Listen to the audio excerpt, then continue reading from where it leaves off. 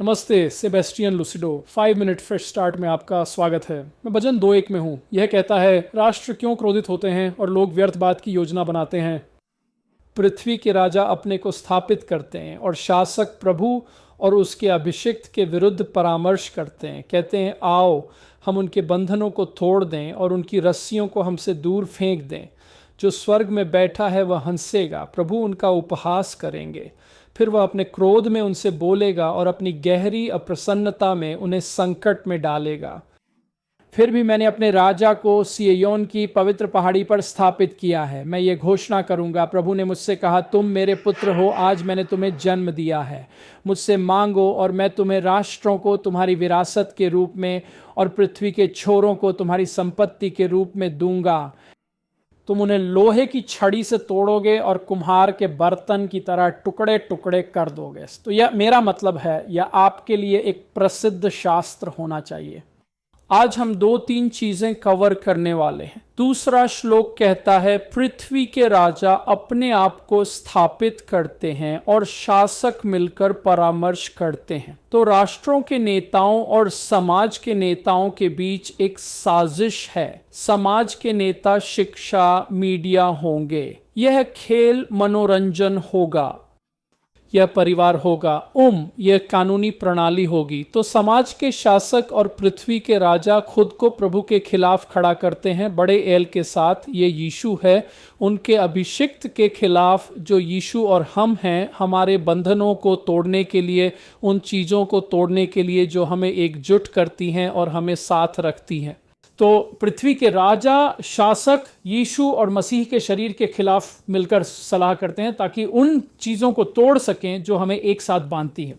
ये धोखे, भ्रम, प्रलोभन, पाप राक्षसों के माध्यम से आता है हमारे बीच में आने के लिए, आपको यह सोचने के लिए कि और मैं आपका भाई या बहन हूं और आप मेरे दुश्मन हैं, आप गलत हैं, मैं सही हूं, आप गलत हैं।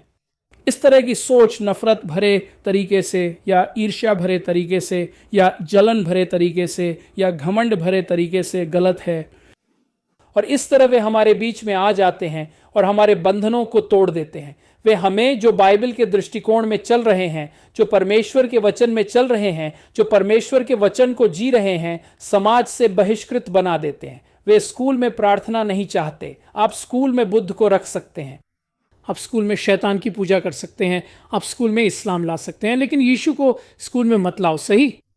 उसी तरह अदालत की इमारतों में 10 आज्ञाओं के साथ यह सब एक साजिश है, एक आध्यात्मिक साजिश जो आत्माओं द्वारा संचालित है ताकि हमें बांधने वाले बंधनों को तोड़ा जा सके। क्योंकि अगर हम स्कूल में प्रार्थना के लिए समझौता कर लेते हैं तो ठीक है। हम क्या कह रहे हैं?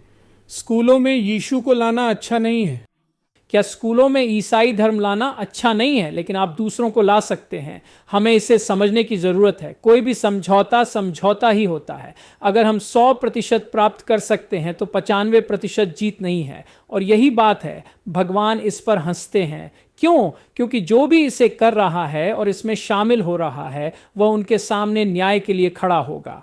So, dem ist nächste, ये ऑस्कर रैंड, ये हमारी पीढ़ी है। आज धरती पर एक पीढ़ी है जो यीशु की वापसी देखेगी। मुझे विश्वास है कि मैं काफ़ी युवा हूं कि यीशु की वापसी देख सकूं। अगर मैं नहीं तो मेरे बच्चे निश्चित रूप से हैं।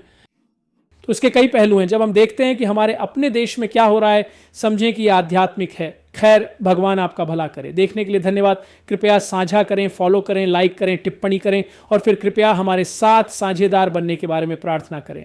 भगवान आपका भला करे। आपका दिन शुभ हो। देखने के लिए धन्यवाद। आज देखने के लिए धन्यवाद। सूचित रहने और मंत्रालय के साथ खड़े रहने के लिए watchandsofttruth.com पर जाएं। आपको मुफ्त संसाधन, पूर्ण शिक्षण श्रृंखला और सुसमाचार फैलाने में हमारे साथ साझेदारी करने के तरीके मिलेंगे। आज ही watchandsofttruth.com पर दान करें।